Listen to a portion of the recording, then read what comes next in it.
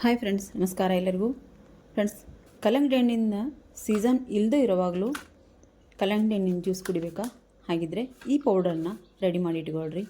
ಅಂದರೆ ನಿಮಗೆ ಯಾವಾಗ ಬೇಕಾವಾಗ ನೀವು ಕಲ್ಲಂಗಡಿ ಹಣ್ಣಿನ ಜ್ಯೂಸ್ ಕುಡಿಬೇಕು ಅನ್ನಿಸ್ದಾಗ ನೀವು ಈ ಪೌಡರ್ನ ಹಾಕ್ಕೊಂಡು ಕಲ್ಲಂಗಡಿ ಹಣ್ಣಿನ ಜ್ಯೂಸನ್ನು ಕುಡಿಬೋದು. ಬರೀ ಆ ಪೌಡರ್ ಹೆಂಗೆ ಮಾಡೋದು ಅಂತ ಹೇಳೋದು ನಾನು ನಿಮಗೆ ತೋರಿಸ್ತೀನಿ. ಇಲ್ಲಿ ನಾನು ಹಣ್ಣನ್ನು ಚೆನ್ನಾಗಿ ಕಲ್ಲಂಗಡಿ ಹಣ್ಣನ್ನು ಹೆಚ್ಚಿ ಸಣ್ಣ ಸಣ್ಣ ಹೋಳುಗಳನ್ನಾಗಿ ಮಾಡ್ಕೊತಿದ್ದೀನಿ. ಚೆನ್ನಾಗಿ ಒಂದು ಸಣ್ಣ ಸಣ್ಣ ಹೋಳುಗಳನ್ನಾಗಿ ಮಾಡಿಕೊಂಡು ಇದನ್ನ ನಾವು ಜ್ಯೂಸ್ ಮಾಡ್ಕೋಬೇಕು ಫ್ರೆಂಡ್ಸ್. ನೋಡಲಿ, ಪೂರ್ತಿಯಾಗಿ ನಾನು ಸಣ್ಣದಾಗಿ ಎಸ್ತೀನಿ. ಹಾಗೆ ಇದರಲ್ಲಿರೋ ಬೀಜನೂ ನಾನು ತೆಗಿತೀನಿ. ಬೀಜನೂ ತೆಗೆದು ನಾನು ಮಿಕ್ಸಿಗೆ ಹಾಕ್ಕೊಂಡು ಅದನ್ನು ಜ್ಯೂಸ್ ಮಾಡ್ಕೊತೀನಿ. ಜ್ಯೂಸ್ ಮಾಡ್ಕೊಂಡು ಆದ ನಂತರ ನಾವು ಇದನ್ನು ಸೋಸ್ಕೋಬೇಕಾಗತ್ತೆ. ಒಂದು ಜಾಲರಿಗೆ ಹಾಕಿ ನಾವು ಇದನ್ನ ಸೋಸ್ಕೋಬೇಕಾಗತ್ತೆ. ನೋಡ್ರಿ, ನನಗೆ ಪೂರ್ತಿಯಾಗಿ ಅದಕ್ಕೆ ಅದರಲ್ಲೇ ನೀರಿನ ಅಂಶ ಜಾಸ್ತಿ ಇರೋದ್ರಿಂದ ಇದರಲ್ಲಿ ನಾನು ನೀರನ್ನೇನು ಹಾಕಿಲ್ಲ. ಹಾಗೆ ನಾನು ಕಲ್ಲಂಗಡಿ ಹಣ್ಣಿನ ಜ್ಯೂಸ್ ಮಾಡ್ಕೊಂಡಿದ್ದೀನಿ. ಇಲ್ಲೇ ಜ್ಯೂಸ್ ಮಾಡಿಕೊಂಡು ಅದರಲ್ಲಿ ಏನಾದರೂ ಬೀಜ ಇದ್ದರೆ, ಹಾಗೆ ಏನಾದರೂ ತರಿ ಇದ್ದರೆ ಅದು ಮೇಲೆ ಬರುತ್ತೆ ಅಂತ ಹೇಳಿ ಪೂರ್ತಿಯಾಗಿ ನಾನು ಇದನ್ನು ಜಾಲರಲ್ಲಿ ಹಾಕಿ ನಾನು ಸೋಸ್ಕೊಂಡಿನಿ. ಸೋಸ್ಕೊಂಡಾದ ನಂತರ ಈಗ ನನಗೆ ಎಷ್ಟು ನಾನು ಪೌಡ್ರ್ ಮಾಡಬೇಕು ಅಷ್ಟನ್ನು ನಾನು ಅಷ್ಟು ಜ್ಯೂಸನ್ನು ನಾನು ಒಂದು ಬಟ್ಲಿಗೆ ತೊಗೊಂಡಿದ್ದೀನಿ.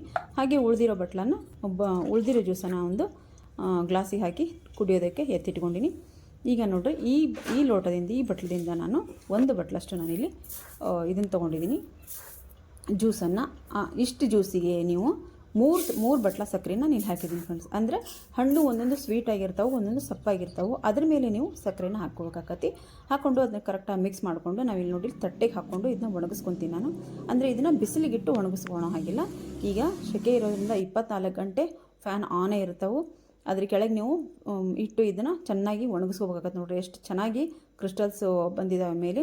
ನಾವು ಸ್ವಲ್ಪ ಅದು ಹಸಿ ಇರ್ತಾನೆ ನಾವು ಒಂದು ಸ್ಪೂನಲ್ಲಾಗಲಿ ಚುಚುಕದಲ್ಲಾಗಲಿ ಅದನ್ನ ಎಬ್ಬಿಟ್ರೆ ನಮಗೆ ಈ ರೀತಿ ಒಣಗಿದಾಗ ಪೂರ್ತಿಯಾಗಿ ನಾವು ಆರಾಮಾಗಿ ಬಿಡಿಸ್ಕೋಬೋದು. ನೋಡ್ರಿ, ಈ ರೀತಿ ಪೌಡ್ರ್ ನನಗೆ ಈ ಕ್ರಿಸ್ಟಲ್ಸ್ ರೂಪದಲ್ಲಿ ಬಂದೈತೆ ನನಗೆ. ಇದನ್ನು ನಾನೇನು ಮಾಡ್ತೀನಿ, ಚೂರು ಉಪ್ಪು ಹಾಕ್ಕೊಂಡು ನಾನಿಲ್ಲಿ ಮಿಕ್ಸಿ ಮಾಡ್ಕೊತೀನಿ.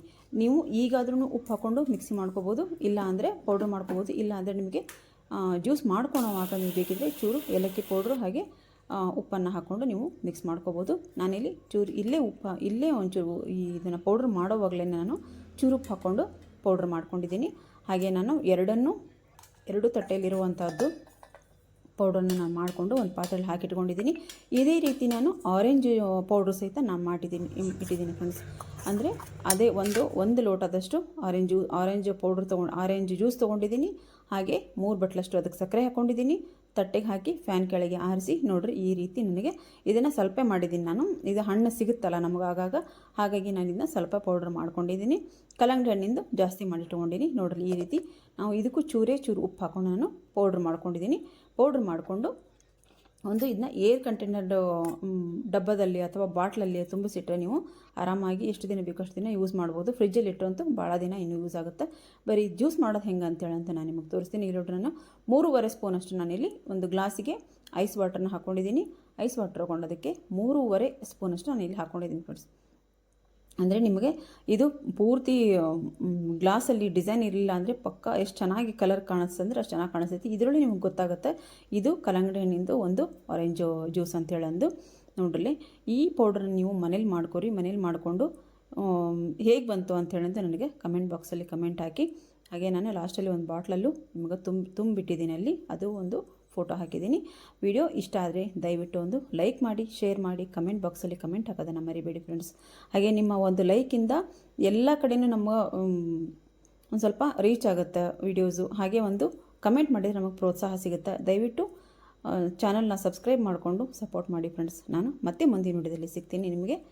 ಬಾಯ್ ಫ್ರೆಂಡ್ಸ್, ಬಾಯ್.